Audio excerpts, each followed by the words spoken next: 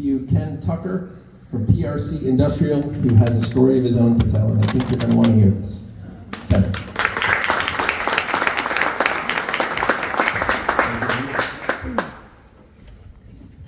You guys hear me okay?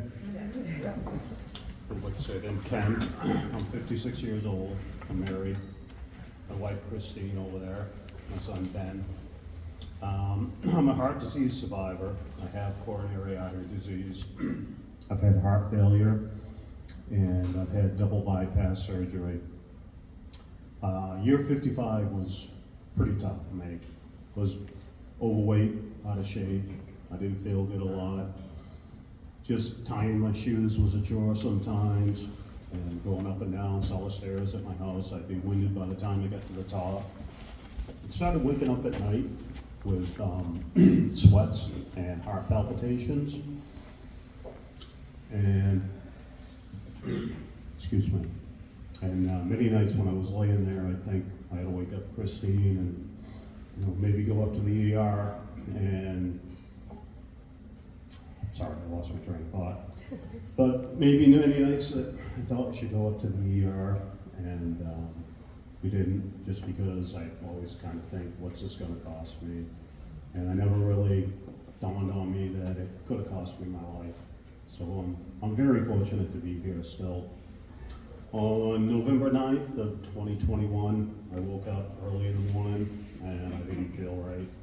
I had pain, started in my neck and down my left shoulder, radiated into my arm and into my thumb. And I woke up Christine and I told her. And we had talked about going up to Maine Med, but I opted to go to the doctor's office instead. Well, I got into Intermed on Foden Road and met with a doctor there, and the doctor took an EKG and did some blood work and chest x-rays and lung x-rays. And a couple hours later, she finally said to me, I think you're okay. I think you've just got something going on in your neck, so let me get you set up with an MRI. So I left there, had my MRI, and it turned out that I did have pinched nerves in my neck, and just happens to be the same nerves that run down your arm and into your thumb, and I just kind of chalked it up to that. Well, it wasn't too long after that, Christine had applied for life insurance for me, and they sent a nurse to my house and did a blood draw. A few weeks went by, and we got a letter in the mail. I was out on the road working. Christine called me and said, we got denied for the life insurance, and it's because of this one specific blood test called Pro-BPN. And on the paperwork, it says that the normal range is 0 to 299, and you're at 938, which obviously wasn't good. So I wasn't really sure what it was, but I Googled it, and it turns out it's a test that they run for indication of heart failure, which kind of put the fear of God into me. So got on the phone, called Intermed back, and got back in, and the doctor said, well, let's run the Pro-BPN test again. We'll do some additional blood work and an EKG. So after a while, he came back into the room, and he said, your EKG compared to when you were here last doesn't look good. Your blood work's kind of a mess, and the test we ran again, you're still well over 800. So he said, I think we got to get you a cardiologist fast. Well, COVID rampant fast turned out to be about 3 weeks. And I got into Mercy Cardiology, met with the doctors there, and got scheduled for an echocardiogram and a stress test. And I went for the echocardiogram first, and they performed the test. And met with Dr. Krudoff, and he said, you've got some problems, we don't need to do that stress test. He said, you have one artery that's 100% blocked, and you have another that's 80% blocked. I said, well, I work at Central Maine Medical Center 1 day a week, and I could probably get you in there a lot quicker than I could Maine Med. So let's go up and see if we can get that cleared up with the stent. So the day came for the stent, and we went up, and the doctor went in through my wrist, and I don't know how long it was in there, but eventually he said to me, I can't do anything with this. He said, let's get you unhooked. I'll bring you up in the recovery room, meet with Christine. And so we met with him, and it turned out pretty much the only option was double bypass, open heart surgery. It's not really what I wanted to hear, obviously. So we met with a surgeon that day as well, and we came up with a date of March 14th, my first attempt at surgery. And there's a reason why I say first attempt. But, I went up with Christine.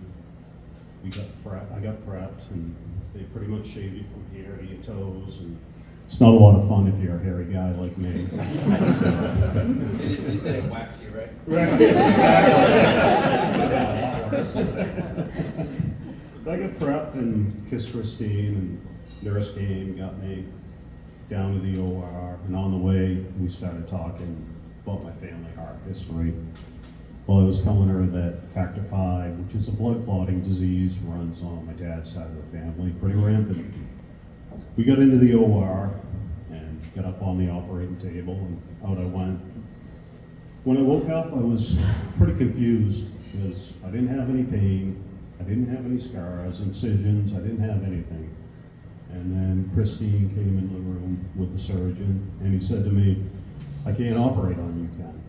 I said, why not? He said, if you have factor V, we have to take certain precautions in the OR.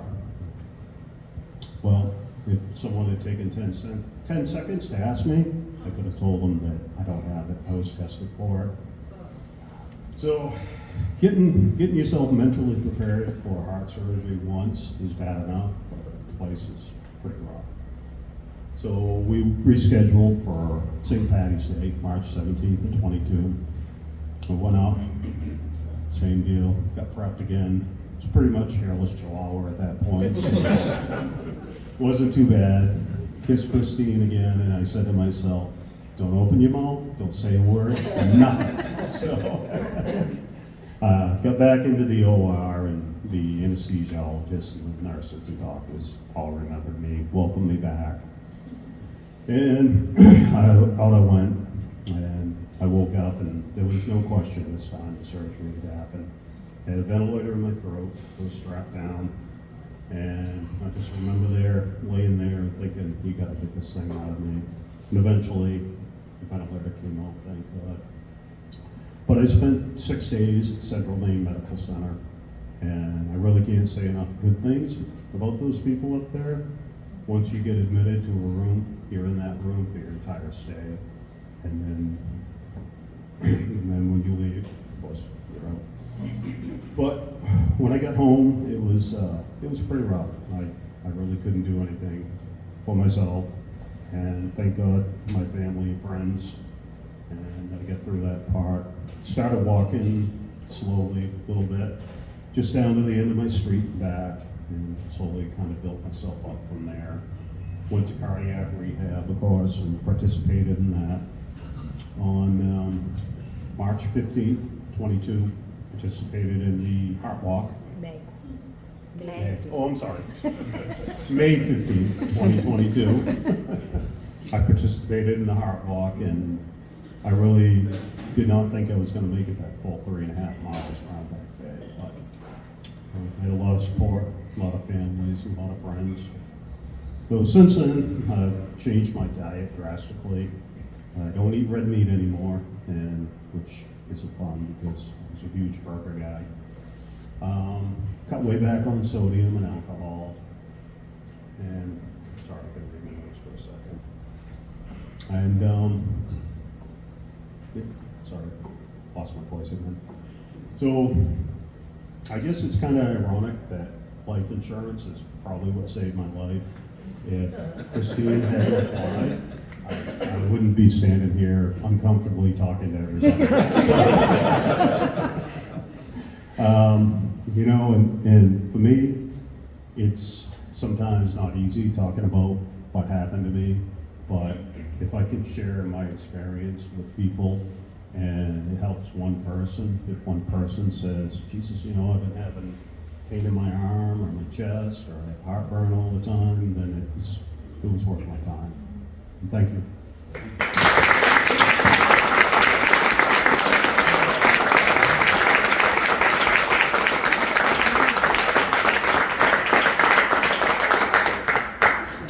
Next time. Thanks, Ken. Thanks for sharing your story. Ken's special to us at MEMIC too, because he's part of the extended MEMIC family, because Christine Tucker is a longtime MEMIC employee, and we're really glad that she applied for life insurance too. Yeah, me too. Thank you. Next, I'd like to welcome Ken Wood of Attar Engineering with a special